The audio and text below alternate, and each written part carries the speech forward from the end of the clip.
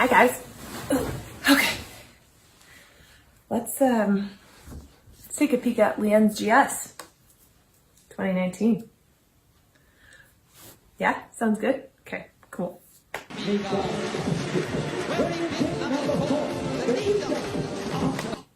I love that they're playing Pirates of the Caribbean.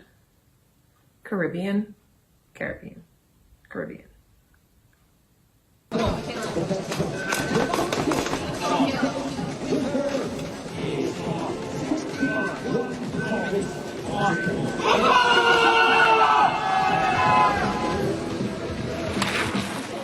Sometimes they set the first gate like it's not even, it doesn't even exist. Like this one, I felt like a lot of girls were skating to the first gate, but you could actually kind of straight line it to the second. I don't know. It's just sometimes the first gate is just a non-factor, and you're not even worried about getting around the first gate. You just go straight through it.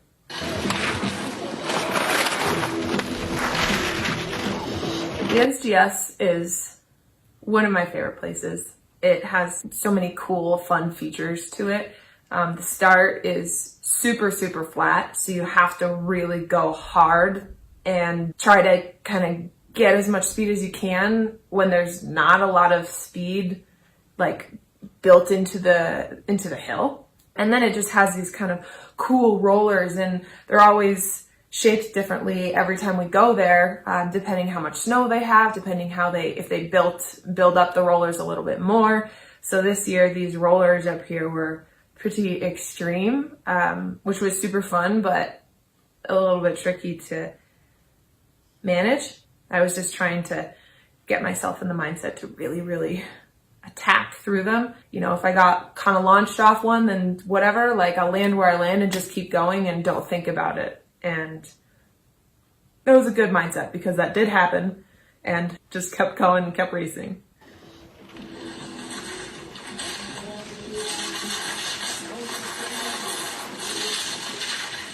Roller.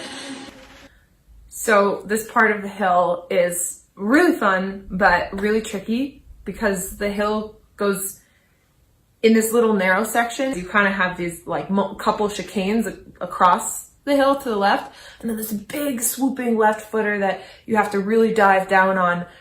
You have to set it up for the next section, which is a pitch, and that's really where you get a ton of speed.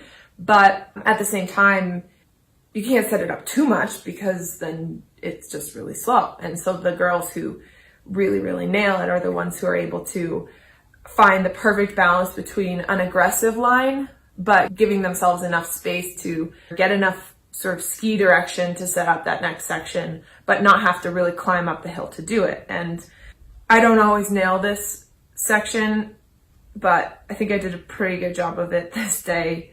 That definitely helped me. I wasn't like particularly better than everyone else in this one section, but I think there were just a couple points during the race, during the course, that I maybe cut off a little bit of line here and was able to pull it off.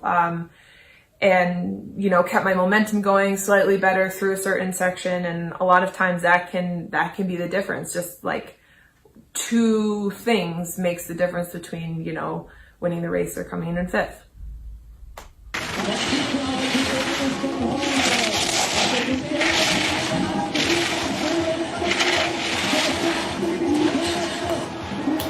This part of the hill is not the best part, but I just have this like image that stands out in my mind about how these 5 gates are supposed to be skied. And I wish I could project that image onto the screen so you could see it too, but there's like a feeling that I think I'm supposed to have. And every time we race on this hill, I really shoot to get that feeling. And it doesn't change no matter how the course is set. It's like, that's how it's supposed to be skied, and I'm just totally sure of that. It's not always that way for every race. I don't always get like the right feeling or the right image in my mind. But here, this is just one of those places that, you know, maybe was from watching winning World Cup runs when I was younger and seeing this race and seeing some of the, you know, the great skiers come down this course, and it's always stuck out in my mind as like this section was like, I know exactly what I'm supposed to do there. I don't always do it, but I try, and that's the important thing.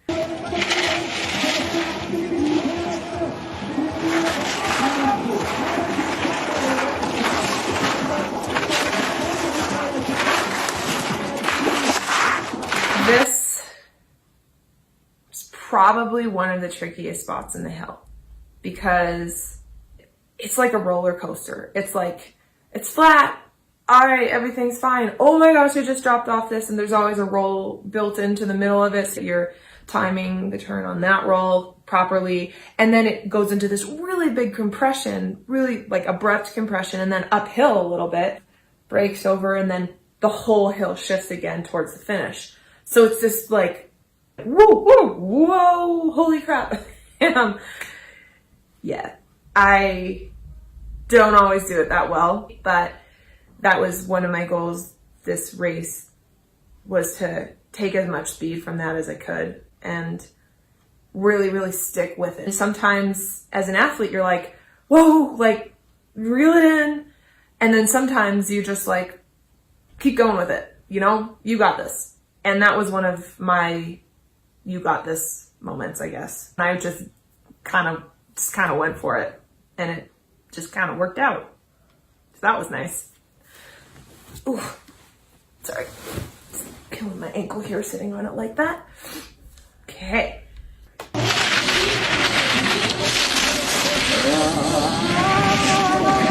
we go, there we go. Go for it. You got this. You got this. You got this. And we're through. Honestly, that section is like the swirling vortex of doom, or the most fun 5 turns that you've ever skied in your life. Just happened to be one of the good days for me. This next part is, it's the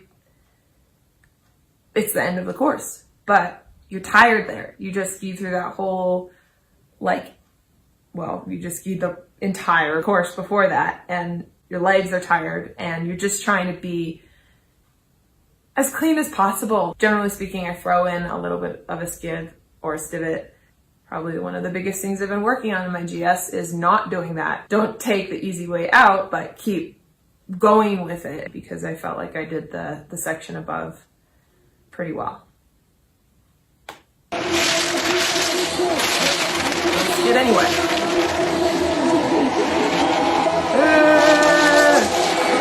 This final pitch, I mean, it's pretty straightforward, but I am not always good at letting it go into the finish. So another thing that I've been working on, sometimes I get it well. This race I happened to let it go pretty well, just kind of let the fall line take me, and it ended up good. Fall line, woo! Nope, no reaction. No reaction, just... Oh, yeah. This race was probably the most important of my season, or that's the way that I saw it.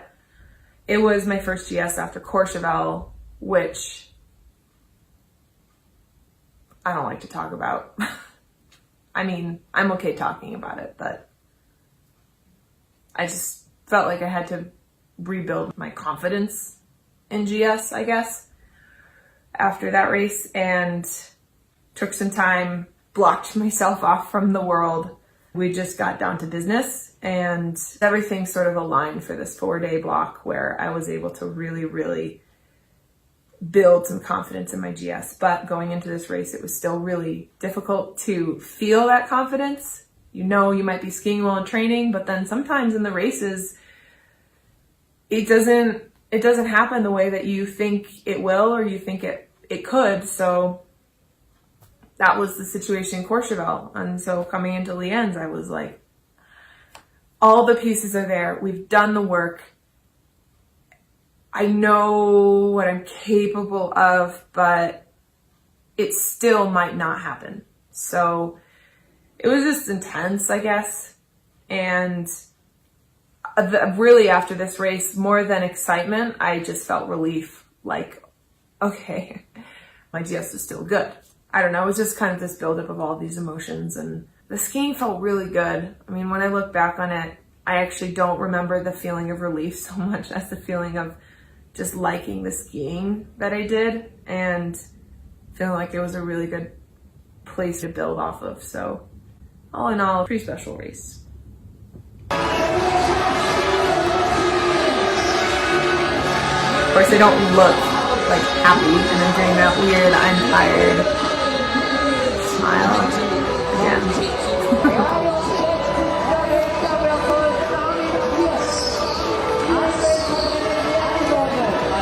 Alright, get up now. That's enough.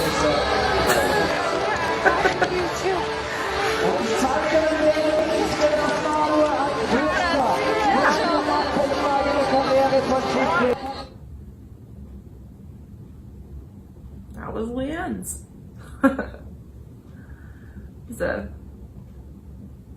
It was a good day.